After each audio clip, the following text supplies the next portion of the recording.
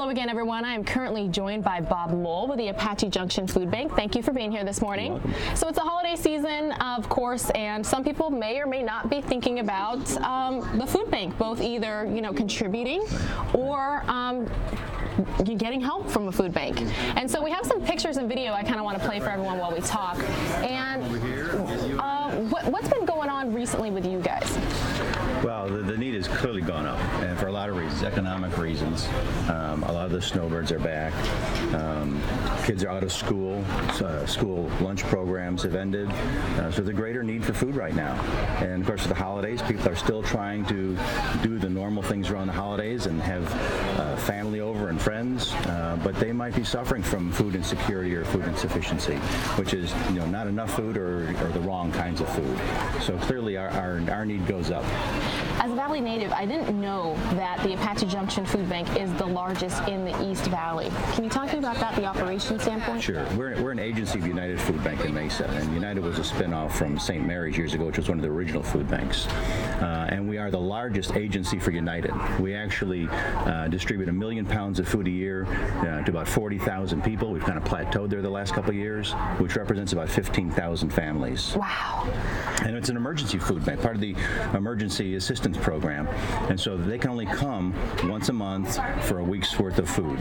Wow. So it looks like it's 12 meals per person? Yeah, approximately. We get about 25 pounds per person when they come in their time or during the month. And the food that you're actually passing out to people, helping out to people, right, which we're showing a bunch of pictures here of the volunteers, because it is a volunteer organization, right? It is. We have 140 volunteers that put in about 14,000 hours a year.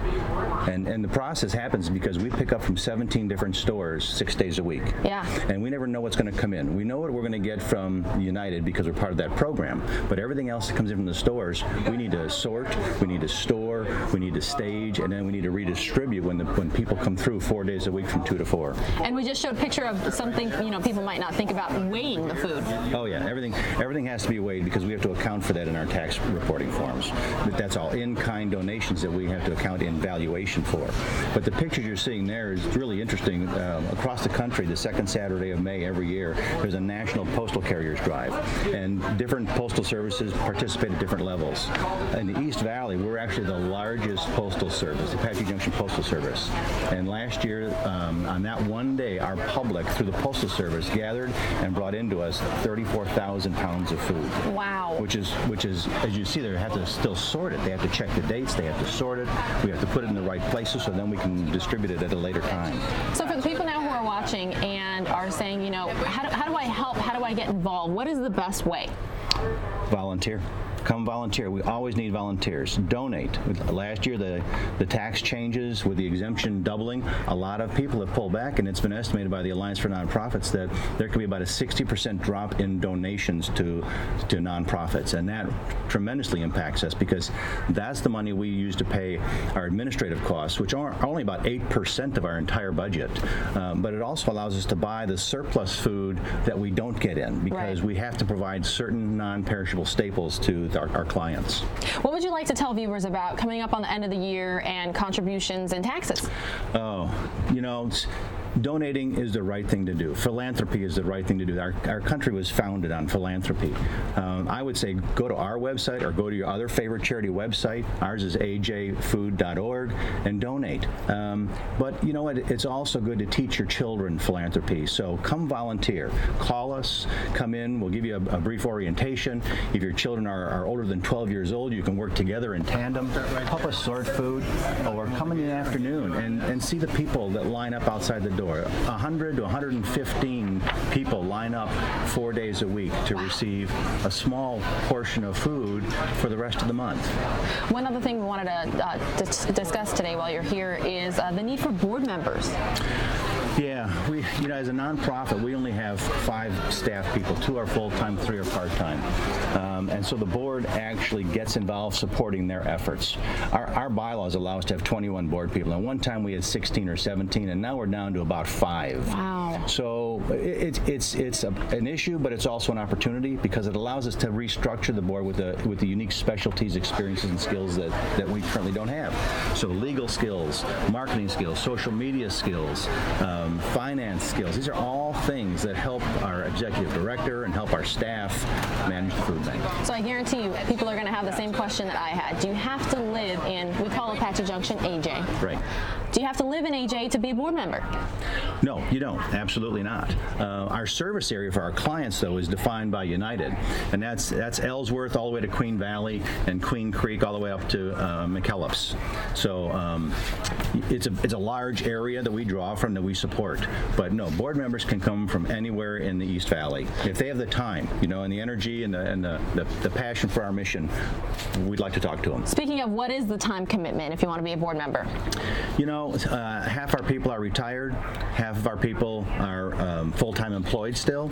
So for the ones that are full-time employed, it's a challenge, certainly, but we really want them on our board for their specialty. So to whatever degree they contribute their specialty to the board and to the food bank, that's wonderful.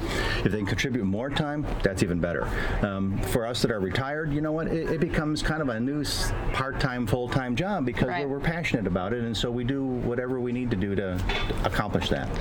I lived away from the Valley for a total of 5 years. I moved back last year, and I want to point out this one little thing from a fact sheet that we have. Studies now indicate that households must clear what amounts to $18 an hour in a full-time job to pay the average cost of rent for a modest two-bedroom place in the East Valley. Rents have just skyrocketed. It shows the challenges they're on between health care, utilities, rent. They need to make choices on how they spend their money. And we basically say for a family that has less than $10,000 of income per person in the family, they qualify at this 185% of the poverty level. While we're just wrapping up here, let's again just recap some of the facts of the Apache Junction Food Bank. You guys provide about how many meals a year? About 470,000 meals. And you collect how many pounds of food? Close to 1 million. Close to 1 million. Wow. Between the 17 stores that we pick up, that gives us about 600,000 pounds. That which comes in from food drives and donations, and that which we receive from United, we have to buy to supplement.